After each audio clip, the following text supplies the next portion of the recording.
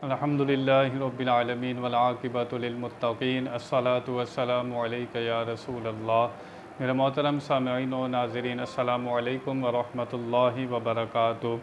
मुसलसल दर्स कुरान आप समाअत फरमा रहे हैं। आज जो आया मुबारक है उसमें हुर्मत का ज़िक्र है कि कौन सी औरतें हैं जिनसे तुम निकाह नहीं कर सकते। अल्लाह ताला ने इस आया मुबारक में वजाहत के साथ बयान फरमाया, फ़मा हुर्रिमत अलैकुम उम्महातुकुम व बनातुकुम व अख़वातुकुम व अम्मातुकुम व ख़ालातुकुम व बनातुल अख़ी व बनातुल उख़्ती व उम्महातुकुम अल्लाती अरदअनकुम व अख़वातुकुम मिनर रदाअ व उम्महातु निसाइकुम व रबाइबुकुम अल्लाती फ़ी हुजूरिकुम मिन निसाइकुम अल्लाती दख़लतुम बिहिन फ़इन लम तकुनु दख़लतुम बिहिन्ना फ़ला जुनाहा अलैकुम व हलाइलु अबनाइकुम अल्लज़ीना मिन अस्लाबिकुम व अन तजमअू बैनल उख़्तैनि इल्ला मा क़द सलफ़ इन्नल्लाहा कान गफ़ूरर रहीमा। ये चौथे पारे की आखिरी आयत है।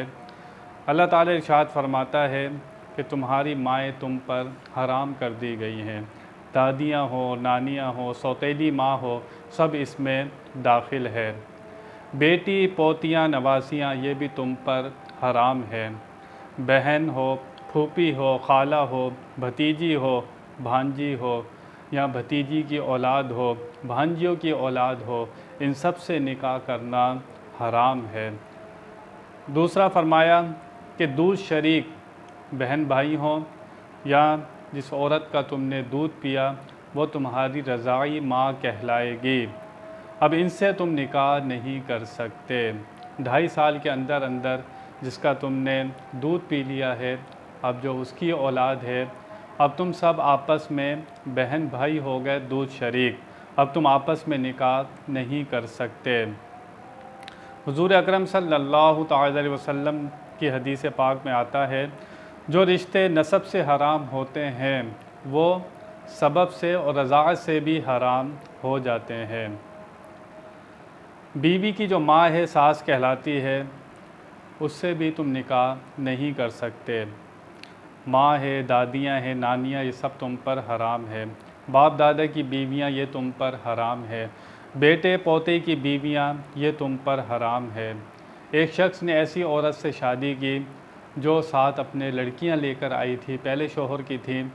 अब जब तक अगर ये शोहर ने निकाह किया और ताल्लुक़ कायम कर लिया, अब जो लड़कियां पिछले शोहर से थी ये साथ लेकर आई थी, ये शोहर पर ये लड़कियां हराम हो गईं। और फरमाया कि 2 बहनें एक साथ जमा नहीं कर सकते, और फूफी और भतीजी और खाला और भांजी को भी एक निकाह में जमा नहीं किया जा सकता। ये कुछ रिश्ते थे जो अल्लाह ताला ने वाज़े तौर पर बता दिया कि तुम इनसे निकाह नहीं कर सकते, ये तुम पर हराम है। दौरे जाहिलियत में लोग ऐसा किया करते थे, लेकिन ईमान वालों को हुक्म दिया गया कि अब तुमने ऐसा नहीं करना। अल्लाह ताला ने कुरान में जिस चीज़ का मना फरमा दिया, नबी करीम सल्लल्लाहु अलैहि वसल्लम ने जिस चीज़ का मना फरमा दिया, अब वो काम करना हराम कहलाता है, उससे बचना लाजमी होता है। कुरान और हदीस ने जिस काम का मना नहीं किया, आज कोई दुनिया का शख्स उस काम को मना नहीं कर सकता। यही दलील होती है कि कुरान ने हर चीज़ को मना फरमाया है कि चोरी नहीं करनी, शराब नहीं पीना, शराब नहीं पीनी, ज़िना नहीं करना, ग़ीबत नहीं करनी, झूठ नहीं करनी। अल्लाह ताला इन कामों का मना फरमाया है। जिन कामों का मना नहीं फरमाया वो काम अपनी असल में जायज़ होते हैं। तो जो शख्स कहता है ये काम करना हराम है, मकरूह तहरीमी है, दलील देना उसके ज़िम्मे होता है। कोई कहे कि मिलाद मनाना बिदअत है, शिरक है, तो मना की दलील देगा। अब वो जो कहे कि 11वीं नहीं मना सकते, दलील वो देगा कुरान और हदीस से।